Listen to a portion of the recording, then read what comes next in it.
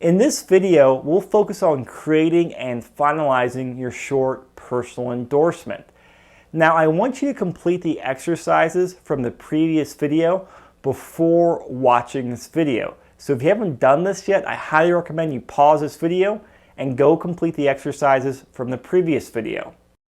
Now, the first step I want you to do is, if you picked multiple products or services in your exercises, is pick one. Pick your most favorite one and just focus on that through this exercise and the rest of this video training series.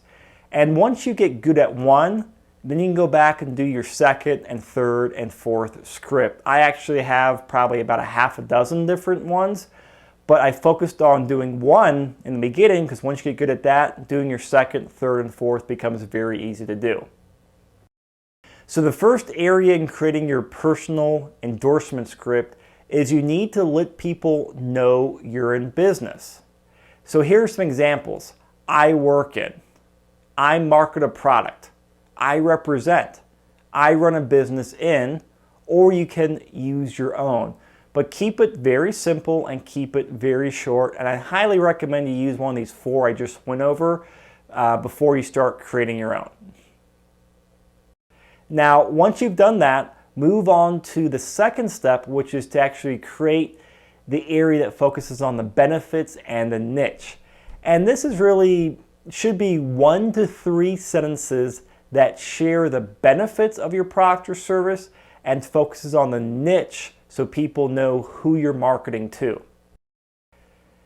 And as you do this, remember, do not put your product name in there and do not put your company name. Simply focus on the benefits and focus on a niche. Now, this is can be a little tricky here. And I used to spend a lot of time trying to go in all this great detail to help people out, but I found it got counterintuitive. So the best way to do this is to actually write out like 3 to 5 different variations of it. Just write down different ideas and different variations of it. There's no right or wrong. We'll get that cleaned up at the end of this video. But the only way to figure out the best one is to go through and write out those different variations. And then the third step in the short personal endorsement is you have to have an engaging question at the end. And I actually want you to write this in your script, because once you memorize your script and you start using it, I find if you have a question in there already, you'll automatically ask that question. And that way you don't just say your script and leave the conversation in an awkward or dead pause. So I usually like to ask a question or ask for a referral. So here are some examples that you can use. Do you have? Are you into? Are you familiar with? Do you know anyone with issues like that? Do you know anyone who could benefit from a product like that? And of course, I just gave you the starters of it. You can finish out the second half of the phrase with your product or service or whatever you need to do. But use something like that. So pick one of those and just put that in your script. Now, the fourth step is to finalize it. And if you're new to the business, it's best to work with a third party on here, because sometimes you can get tunnel vision or kind of get stuck chasing your tail. And having a third party, someone like your mentor, your upline, or going to a training call or working with your mastermind group if you have one, can be the best. That way you get a different set of eyes on there, and a lot of times that person will have more experience than you and can kind of guide you through some of the ins and outs, or say, you know what, you probably don't want to say that, but this version you have, this is great. Or what about if we took this version and put them together? You'd have something really powerful. And then once you have it finalized, I want you to practice, practice, practice, and then practice some more.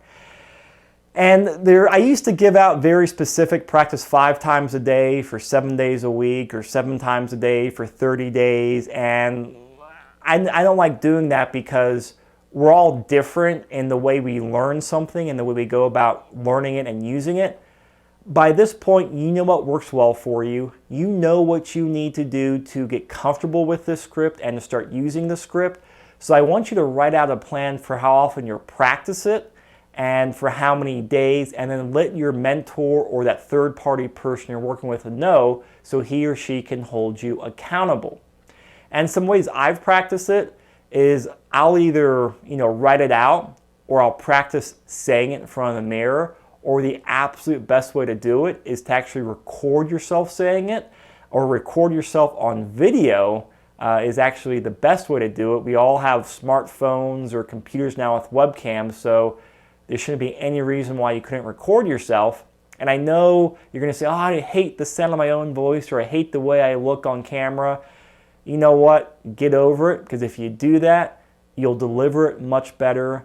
You'll start learning the script much quicker, and you'll have a much higher success ratio. So when I had those fears, and when I still deal with other fears that are similar to that, but just new ones for me, I always ask myself, well, do I hate the sound of my own voice more, or do I hate not having this amount of money? And you know what? When I go back and then putting in perspective how much money this information and getting customers can make me, the sound of my own voice doesn't bother me that much anymore. And again, I want you to practice the script. I didn't say memorize it word for word. I said practice it. And I mentioned this in a previous video, is I don't want you to be a robotic script sayer. I want you to have that outline, a very well-defined outline in your mind, and then use it. Because what will happen is if you practiced it, will you say it word for word in a real life situation? Probably not. But what will happen is it'll come out very naturally, very smoothly, and you'll do some slight adjustments to make it fit the situation or make it fit the person you're talking with.